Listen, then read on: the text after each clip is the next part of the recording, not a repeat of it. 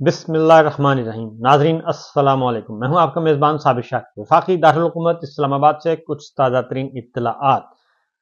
القادر trust بھی چل رہا ہے اور اس کا کیا سٹیٹس ہے اس کے بارے میں آپ کو بتانا ہے، اور خاص طور پہ کل عمران خان صاحب سے ملاقات ہوئی، شیر افضل مروت صاحب کی، بیرسٹر گوہر کی، اور یہ ملاقات اسلام آباد ہائی کورٹ کے حکم پر ہوئی، اور اسلام آباد ہائی کورٹ کے جسٹس ارباب طاہر صاحب نے یہ جیل حکام پر واضح کیا تھا کہ اگر آپ نے آج ملاقات نہ کروائی تو آپ کے خلاف توہین عدالت کی کارروائی شروع ہو جائے گی، اور یہ توہین عدالت کی کارروائی مہینوں نہیں چلے گی بلکہ ایک ہفتے کے اندر اندر اس کا فیصلہ کر دیا جائے گا، اور اس کے بعد پھر آپ کو معاف بھی نہیں کیا جائے گا۔ یہ جیل حکام کو کل کیٹاگوریکلی یہ آرڈر پاس ہوا اسلام آباد ہائی کورٹ کی طرف سے۔ بہت کچھ کہا گیا کہ جناب وہاں پہ مشقیں ہو رہی ہیں اور وہاں پہ ایکسرسائز ہو رہی ہیں، وہاں پہ دہشت گردی کا خطرہ ہے، تو اسلام آباد ہائی کورٹ جسٹس ارباب طاہر صاحب نے ہر طرح کا جواز، ہر طرح کا اعتراض، ہر طرح کے ہیلے بہانے مسترد کر دیے، اور شیر افضل مروت صاحب سے کہا کہ آپ جائیں اور جا کر ملاقات کریں، اور اگر ملاقات نہ ہو تو فی الفور توہین عدالت کی درخواست دائر کریں، جس کا نتیجہ یہ نکلا کہ ملاقات ہوئی اور اس کے بعد کسی قسم کی کوئی رکاوٹ کھڑی نہیں کی گئی۔ ساتھ ہی ساتھ ایک اور بھی بات بتا دوں کہ جو ڈپٹی کمشنر اسلام آباد اور ایس ایس پی اور ایس ایچ او، جنہیں آلریڈی توہین عدالت کے جرم میں 6 ماہ 4 ماہ اور 2 ماہ قید کی سزا اور جرمانوں کا حکم سنایا ہوا ہے، ان کی کل اپیل اسلام آباد ہائی کورٹ میں لگی ڈویژن بینچ کے سامنے، اور اس میں عارضی طور پہ ان سزاؤں کو سسپینڈ کیا گیا ہے، اور جسٹس میاں گل حسن اورنگزیب نے واضح کیا افسران پہ، بیوروکریٹس پہ، کہ جب آپ کو حکم دیا جا رہا تھا کہ آپ لوگوں کو گرفتار نہ کریں، سیاسی رہنماؤں کو اور پاکستانی شہریوں کو بلا جواز گرفتار نہ کریں، تو اس وقت جیسے ہی عدالت کا حکم جاتا تھا تو آپ جس شخص کے بارے میں، جس شہری کے بارے میں عدالت کا حکم ہوتا تھا، اسے آپ ہر صورت میں گرفتار کرتے تھے۔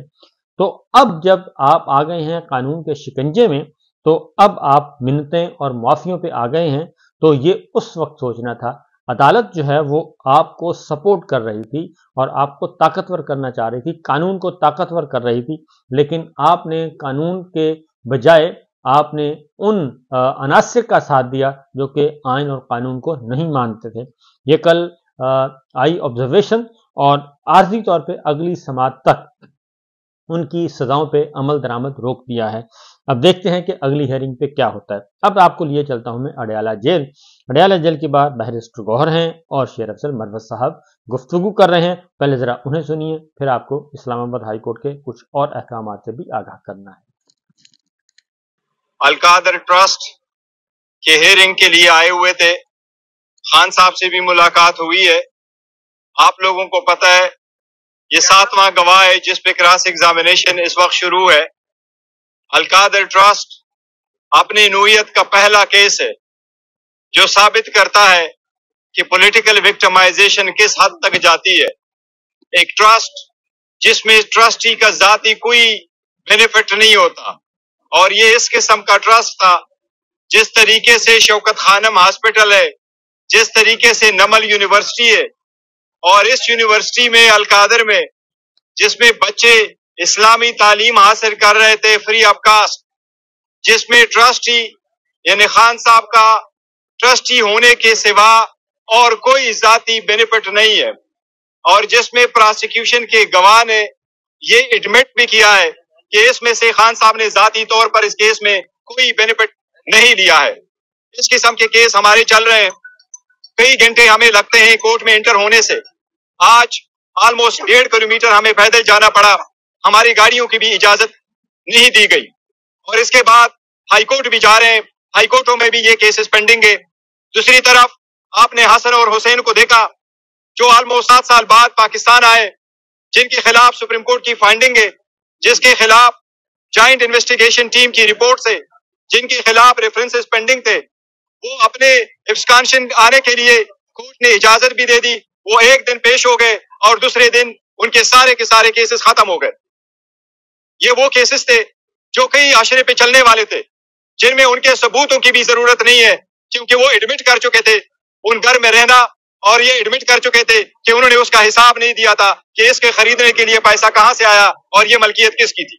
آج بھی ایون فیلڈ ایک معمہ ہے, کسی کو نہیں پتا یہ کس کی ملکیت ہے, یہ کتنے پیسوں سے خریدی گئی, کب کیسی خریدی گئی, یہ آج بھی یہ معاملہ حل نہیں ہوا ہے, جبکہ اس میں انوالو سارے جو ایلیمنٹس تھے, سارے کیریکٹرز تھے, وہ ایکوٹ بھی ہو گئے.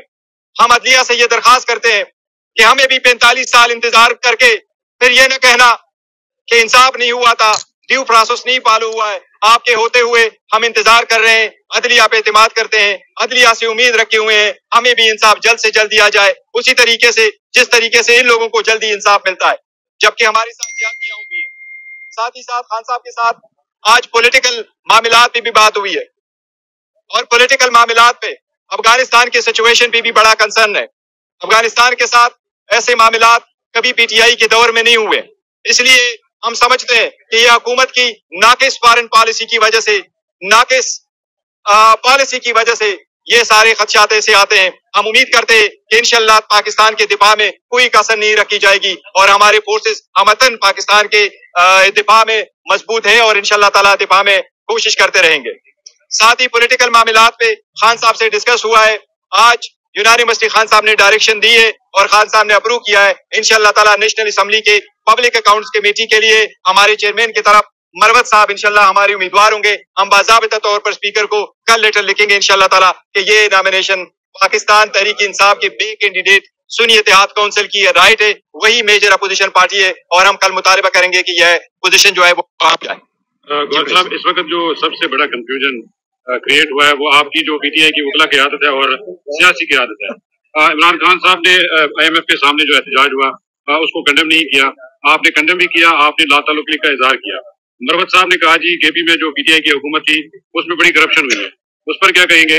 دوسرا یہ بتائے گا جو آپ کی خصوصی نشستوں کا معاملہ اس وقت چل رہا ہے اس حوالے سے کیا اپڈیٹ ہے؟ جہاں تک آپ نے آئی ایم ایف کے لیٹروں کا ذکر کیا, لیٹر ہم نے ضرور لکھے تھے, ان کو یاد دہانی کروائی تھی. جہاں تک امریکہ میں پروٹیسٹ کی اجازت ہے, وہ اوورسیز پاکستانی اپنے ملک کے مطابق اپنا پالیٹکس کرتے ہیں. ہم نے یہاں سے کوئی آرگنائز کر کے نہیں بھیجا ہے کہ آپ آرگنائز کریں پروٹیسٹ. وہ اگر اپنے طرف سے کرتے ہیں تو ہم ان کو روک نہیں سکتے, وہ پاکستانیز ہے اور وہ اوورسیز پاکستانیز ہے, وہ امریکنز پاکستانیز ہے, تو ان کے اپنے ملک کے مطابق جو پالیٹکس وہ کرتے ہیں وہ یہ ان کا رائٹ ہے.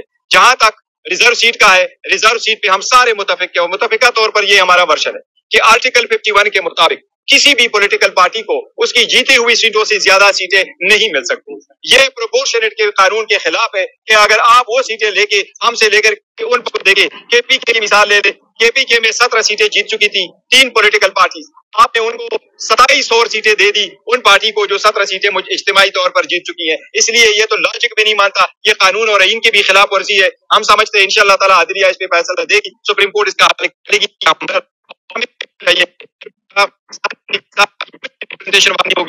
سمجھتے ہیں ایمان کمپلیٹ نہیں ہے. اب ذرا گفتگو سنیے جی علیمہ خان صاحبہ کی, کیونکہ انہوں نے بھی کل گفتگو کی ہے. تو یہ اڈیالہ جیل کے باہر سے القادر ٹرسٹ کے بارے میں بتا رہے تھے, اور یہ بات حقیقت ہے کہ وہ سارے ملزمان جو ہیں تمام کے تمام ملزمان بری ہو گئے, ایون فیلڈ والے, العزیزیہ والے اور فلیگ شپ والے, لیکن وہ پراپرٹیز وہیں کی وہیں ہیں اور ان کا والی وارث کوئی نہیں ہے, اور سب کے سب باعزت طور پہ بری کر دیے گئے. یہ ایک مہمہ ہے سمجھنے کا اور نہ سمجھانے کا. تو بہرحال جی شیر افضل مروت صاحب کو بنا دیا گیا ہے پبلک اکاؤنٹس کمیٹی کا چیئرمین, اور ان کو نامینیٹ کر دیا گیا ہے, اور اب ان کی نامینیشن کے مطابق اب دیکھتے ہیں کہ اسپیکر قومی اسمبلی اس پہ نوٹیفیکیشن جاری کرتے ہیں یا نہیں کرتے. اب آگے بڑھتے ہیں, ذرا علیمہ خان صاحبہ کو سنیے وہ کیا کہہ رہی ہیں. پہلے ایک سوال ہم پوچھنے لگے, کیا عمران خان اس ملک کا غدار ہے؟ کیا شام ملک قریشی اس ملک سے غدار ہے؟ اس مطلب ان کے اوپر 10 سال کا جو چارج ہے وہ غداری کا ہے. جب ہم کورٹ میں بیٹھتے ہیں تو آج کل کورٹ میں یہ ڈسکس ہو رہا ہے کہ کیا جو کیس کے اندر جج نے کیا کہا اور وہ لائر کو اپوائنٹ ہوا تھا وہ کیا کہا, یہ سب کچھ چھوڑ دیں. یہ پہلے سمجھنا چاہیے یہ کیس عمران خان کے اوپر اور شام ملک کے اوپر ہوا کیوں. یہ اس لیے کیس ہوا تھا کیونکہ یہ ریکارڈ کا حصہ ہے کہ کورٹ میں ایک وٹنس کے فارن آفس کے ریکارڈ کا حصہ ہے جو کہ کہہ رہے ہیں کہ امریکہ میں واشنگٹن میں لوگ خوش نہیں ہیں کہ عمران خان نے کاغذ جلسے میں لہرایا. یہ کلیئر ہو گیا بات. اس کے بعد عمران خان جس کے ساتھ غداری ہوئی, جس کی حکومت گرائی گئی, اس کو آپ نے اور شام ملک کو جیل میں ڈال دیا ہے किस चार्जेस पे? ट्रीजन के चार्जेस हैं जो 100 साल में अंग्रेजों के वक्त में भी नहीं लगाए गए। अब ये इस पे जरूर जब आप मीडिया कवरेज करते भी हैं कभी ना ये बात भूलें कि आप एक सवाल पूछे, क्या इमरान खान गद्दार है कि 10 साल कैद में बैठा हुआ है? क्या इमरान खान गद्दार है? उसे क्या कागज का कौन सा जुर्म था उस कागज के अंदर जो ये चाहते नहीं कि आप सुने, लेकिन जो कुछ उस कागज में था वो सारी दुनिया को पता है। दूसरी बात, कोई डोनाल्ड लू जिसके हुक्म के ऊपर जिसकी जिसकी जो जिससे पैगाम भेजा था वो जनरल बुला लिया है फॉरेन अफेयर्स कमेटी ने। क्या बात है कि हम अब जनरल बाजवा को, रिटायर्ड जनरल बाजवा को कोर्ट में नहीं बुलाते? बताएं कि नाराजगी ये है कि जो डोनाल्ड लू ने बाजवा साहब को मैसेज भेजा था इमरान खान ने लोगों को क्यों बता दिया यही इसकी सजा है 10 साल की? पहले आप केस 10-100 दिन भी यहाँ बैठे रहे, पहले उसका जोड़ा वो आपको बताना चाहिए। और इंशाल्लाह हम यहाँ लॉयर्स को देख के बहुत खुश हुए, साथ लॉयर बहुत आए हुए हैं माशाल्लाह, रौनक लगी हुई है और मेंबर ऑफ पार्लियामेंट आए। दूसरी बात, जब कोर्ट रूम के अंदर हम आ गए तो कोशिश की गई थी पुलिस वालों से कर दिया ताकि आपके एमपीएस, पीटीआई के एमपीएस, एमएलए और लॉयर्स अंदर ना बैठ सके। आप इतनी पुलिस अंदर बिठा दी थी वो जज साहब ने कोर्ट रूम में कि आज इसलिए सारों को बाहर खड़ा होना पड़े। तो मेरी अपील होगी आमिर फारूक साहब के पास, ये प्लीज ना घबराएं, ये सारे लॉयर्स और एमपीएस ये वो लोग हैं जो पाकिस्तान के सबसे जिम्मेदार कम्युनिटी है। ये वहाँ जाते हैं पार्लियामेंट में, ये पाकिस्तान की मुस्तकबिल का ख्याल रखने वाले लोग हैं, इन्होंने उसका तहफ़्फ़ुज़ करना है। ये कैसे हो सकता है कि आपको 50-60 पुलिस वालों को कोर्ट रूम के अंदर सीटों पे धरना पड़े? मत घबराएं, हम आपको रीश्योर करते हैं कोई नारा आपके खिलाफ नहीं लगेगा। आप बिल्कुल इस चीज से ना घबराएं कि नारा लगेगा। कोई एमपीए, कोई एमएनए, कोई लॉयर आपको कोर्ट रूम में कुछ नहीं कहेंगे। हम आपसे वादा कर रहे हैं, प्लीज महिला के लिए आप प्रोसीडिंग्स के दौरान 50-60-70 पुलिस वालों को कोर्ट रूम से बाहर रखें और मंडे को इंशाल्लाह और हम आए दोबारा केस चलेगा।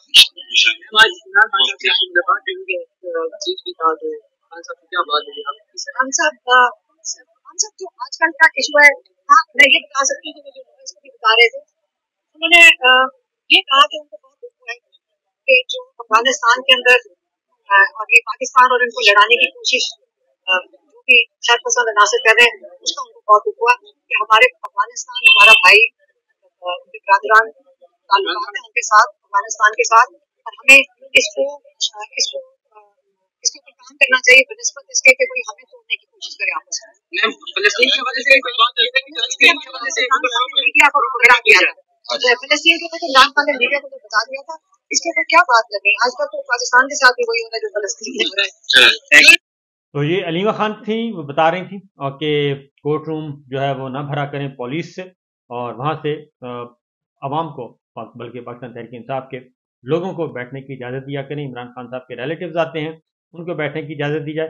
तो इसमें पंच लाइन ये थी कि जनरल बाजवा को अदालत में तलब किया जाए, जनरल बाजवा को किसी फोरम पे बुलाया जाए और उनसे डोनाल्ड लू की तरह पूछा जाए कि जनाब आप बताएं आपका क्या मौक़िफ़ है, क्योंकि डोनाल्ड लू ने तो किसी का पैगाम दिया था हमारे एम्बेसडर को और उसके बाद और डोनाल्ड लू को किसने बताया था और डोनाल्ड लू को बताने वाले को किसने बताया था, ये ज़रा उन्होंने कहा कि बात आनी चाहिए। अब वक्त आ गया है कि जनरल बाजवा को सामने लाया जाए और उनको भी अपीयरेंस उनकी होनी चाहिए, उन पर भी सवाल जवाब होने चाहिए। नंबर 1, नंबर 2 उन्होंने कहा है कि ये भी कंफर्म कर लेना चाहिए कि गद्दार कौन है, गद्दारी किसने की है, क्या इमरान खान साहब गद्दार हैं या फिर कोई और गद्दार है। यह सूरत हाल इंशाल्लाह आपको अपडेट करते रहेंगे। इजाज़त दीजिए, अल्लाह हाफ़िज़।